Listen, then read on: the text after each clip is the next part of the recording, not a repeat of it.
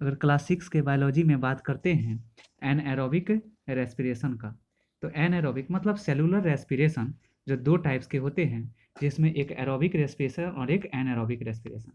Anaerobic respiration की हम बात करेंगे तो हम कहेंगे कि एनएरोबिक रेस्पिरेशन जिसमें ग्लूकोज मॉलिक्यूल का जो ब्रेकडाउन होते हैं वो ऑक्सीजन के एब्सेंस में होते हैं, मीन्स डेट फर्मेंटेशन प्रोसेस को वो परफॉर्म करने का काम करते हैं।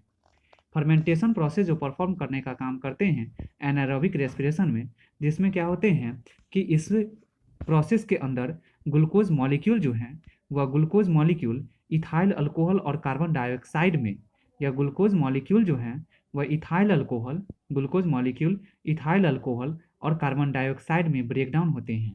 मीन्स डैट यह फार्मूला जो जनरल फार्मूला जो है C6H12O6, यह ग्लूकोज का जो फार्मूला है, यह हम कहेंगे कि यह जो सेल के साइटोप्लाज्म में अगर यह प्रेजेंट होते हैं और ऑक्सीजन के एब्सेंस में यह क्या होते हैं, ग्लूकोज जो ethyl alcohol 2C2H5OH plus 2 molecule CO2 और प्लस एनर्जी मतलब 2 मॉलिक्यूल ATP और एनर्जी मतलब फ्यू एनर्जी का फॉर्मेशन एनारोबिक रेस्पिरेशन के द्वारा होते हैं।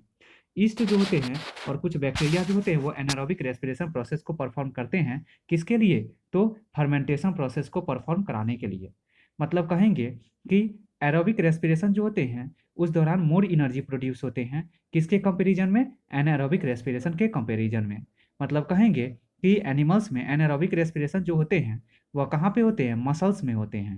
मीन्स डेट कह सकते हैं कि जब लैक्टिक एसिड का फॉर्मेशन मसल्स में ज़्यादा हो जाते हैं तो वो क्या करते हैं, तो बॉडी को इंड्योर थकान महसूस कराने का काम करते हैं। मीन्स डेट बॉडी जो ज़्यादा थका हुआ महसूस करता है वह किसके कारण करते हैं, तो बॉडी जो ज़्यादा थके हुए जो रहते हैं वह लैक्टिक एसिड के फॉर्मेशन ज़्यादा होने के कारण मसल्स में करते हैं। मीन्स डेट कह सकते हैं कि जैसे कि अगर हम रनिंग की बात करेंगे या फिर एक्सरसाइजिंग की बात करेंगे, जो फिजिकल एक्टिविटीज़ परफॉर्म होगा उस दौरान अगर हम बात करेंगे तो कह सकते हैं कि यह रनिंग और एक्सरसाइजिंग के दौरान या क्या काम करते हैं कि ज़्यादा से ज़्यादा एक्सेसिव होने पर या मसल्स में या क्या काम करेंगे, तो लैक्टिक एसिड का फॉर्मेशन करने का काम करेंगे। कहाँ पे, तो एनारोबिक रेस्पिरेशन के अंदर। एरोबिक रेस्पिरेशन के अंदर 38 ATP molecule formation, anaerobic respiration के अंदर 36 ATP मॉलिक्यूल के फॉर्मेशंस होते हैं। अब अगर हम बात करेंगे तो इसके अंदर दो फर्मेंटेशन आएंगे, एनारोबिक रेस्पिरेशन में दो फर्मेंटेशन, एक जो आएंगे वो लैक्टिक एसिड फर्मेंटेशन आ जाएंगे और एक एनारोबिक फॉर्म में, और दूसरा जो आएंगे वो अल्कोहलिक फर्मेंटेशन यानी इथाइल अल्कोहल के प्रोडक्शन जो होते हैं, तो इथाइल अल्कोहल फर्मेंटेशन आ जाएंगे इस दौरान। अब एक नेक्स्ट टॉपिक की बात करते हैं, वो है मेरा डिफरेंस, किसके बीच डिफरेंस, तो रेस्पिरेशन और ब्रीथिंग के बीच में डिफरेंस। तो कहेंगे कि एक तरफ ब्रीथिंग और एक तरफ रेस्पिरेशन प्रोसेस। तो सबसे पहले हम ब्रीथिंग के बारे में बात करेंगे। तो ब्रीथिंग जो है वह मेरा क्या है, तो ब्रीथिंग फिजिकल प्रोसेस है, जिसमें क्या होते हैं कि जो इन्वॉल्वमेंट होता है वो किसका होता है, मतलब कहेंगे कि इन्वॉल्वमेंट जो होते हैं वह हमारा इंस्पिरेशन और एक्सपिरेशन के फॉर्म में होता है। मीन्स डैट इनटेक जो करते हैं हम वो को करते हैं, और रिलीज आउट जो करते हैं वह किसको करते हैं, तो CO2 को करने का काम करते हैं। मीन्स डैट ब्रीथिंग जो खुद में क्या है, फिजिकल प्रोसेस है, जो इन्वॉल्व होते हैं तो किसके लिए इन्वॉल्वमेंट होते हैं, तो ऑक्सीजन को लेने के लिए और CO2 को रिमूव आउट रिलीज आउट कराने के लिए। ब्रीथिंग में बात करेंगे तो यह अकर्स होते हैं, तो यह ब्रीथिंग प्रोसेस कहाँ होते हैं, तो सेल के आउटसाइड, मतलब नोज जो हमारे बॉडी सेल के बाहरी एक्सटर्नल पार्ट्स में प्रेजेंट रहते हैं। तो इस कारण हम कह सकते हैं कि ब्रीथिंग जो नोज के द्वारा होते हैं, मीन्स डेट आउटसाइड के द्वारा O2 को लेके और यह CO2 को रिलीज आउट कराने का काम करते हैं। मतलब नोज के द्वारा O2 लेते हैं और नोज के ही द्वारा CO2 को रिमूव आउट कराने का काम करते हैं।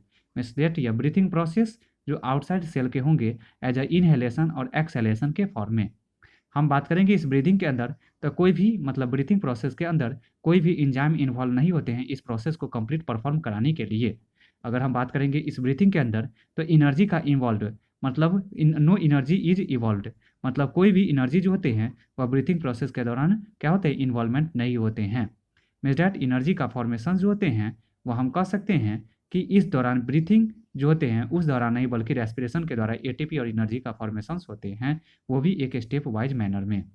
अब अगर हम बात करेंगे ब्रीथिंग के बाद में तो नेक्स्ट जो आता है वह है हमारा रेस्पिरेशन। रेस्पिरेशन की बात करेंगे तो रेस्पिरेशन क्या है, तो रेस्पिरेशन जो बायोकेमिकल प्रोसेस हैं, मीन्स डैट ये बायोकेमिकल रिएक्शंस को परफॉर्म करने का काम करते हैं। मतलब कहेंगे कि इस दौरान जो फूड मटेरियल्स हैं इस रेस्पिरेशन के दौरान उनका ब्रेकडाउन होते हैं, और वो ऐसे फूड मटेरियल जो हम लोग फूड मटेरियल्स को लेते हैं, अपटेक करते हैं, खाते हैं, उस तरह के फूड मटेरियल्स को बायोकेमिकल प्रोडक्ट्स को डिग्रेडेशन होंगे, जिसमें रिलीज आउट जो होंगे वह CO2 होंगे, एनर्जी होंगे और वाटर रिलीज आउट होंगे। दूसरी बात कहेंगे तो यह रेस्पिरेशन प्रोसेस जो होंगे वह बॉडी सेल के इनसाइड होंगे। तीसरी बात कहेंगे तो रेस्पिरेशन प्रोसेस में क्या होंगे कि इंजाइम्स इन्वॉल्व होंगे। मीन्स डैट यह रेस्पिरेशन प्रोसेस जो है इसमें इन्वॉल्व क्या होंगे तो इंजाइम इन्वॉल्व होंगे। किस फॉर्म में होंगे? एज अ सर्टेन स्टेज के रूप में होंगे यह रेस्पिरेशन प्रोसेस इंजाइम प्रोसेस के अंदर, स्टेप्स के अंदर यह इंजाइम, डिफरेंट टाइप्स के इंजाइम्स इन्वॉल्व होंगे। एनर्जी की बात करेंगे तो एनर्जी जो है वो रिलीज होंगे वो कंट्रोल्ड और स्टेप वाइज मैनर में होंगे। मीन्स डैट कहेंगे कि जैसे जैसे स्टेप बढ़ेंगे वैसे वैसे एनर्जी का रिलीजमेंट होंगे। जैसे कि ग्लूकोज का ग्लाइकोलाइसिस के द्वारा ब्रेकडाउन होगा तो उस दौरान जो है सो ATP मॉलिक्यूल का फॉर्मेशन होंगे। फिर उसके बाद में ग्लाइकोलाइसिस पायरुविक एसिड से ग्लूकोज जो पायरुविक एसिड में बनेगा तो उस दौरान स्टेप वाइज रूप में हमारे क्या फॉर्मेशंस होंगे तो ATP का फॉर्मेशंस होंगे। फिर अगर हम उसके बाद में बात करेंगे या ग्लाइकोलाइसिस जो पायरुविक एसिड बना रहा है वह मेरा क्या हो रहा है एसिटाइल को एंजाइम A में कन्वर्ट हो रहे हैं, तो उस दौरान ATP का फॉर्मेशन होगा। या एसिटाइल को एंजाइम A जो ऑक्जेलो एसीटेट के रूप में आ रहे हैं citric acid cycle, Krebs cycle रूप में, तो उस दौरान वो स्टेप बाय रूप में क्या करेंगे तो ATP और एनर्जी का फॉर्मेशन करने का काम करेंगे।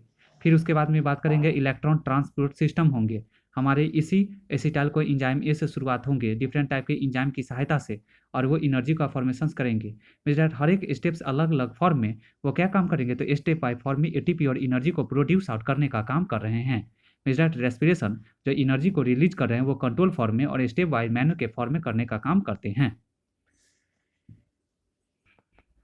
अब अगर हम बात करते हैं नेक्स्ट टॉपिक का तो वो है ह्यूमन बीइंग्स में जो रेस्पिरेशन प्रोसेस परफॉर्म जो हो रहे हैं वो कहाँ पे ह्यूमन बीइंग्स में वह कैसे हो रहे हैं। मीन्स डैट कहेंगे ह्यूमन बीइंग्स में जो रेस्पिरेशन प्रोसेस परफॉर्म हो रहे हैं वह किस किस रूप में हो रहे हैं उसके बारे में हम लोग स्टडी करेंगे।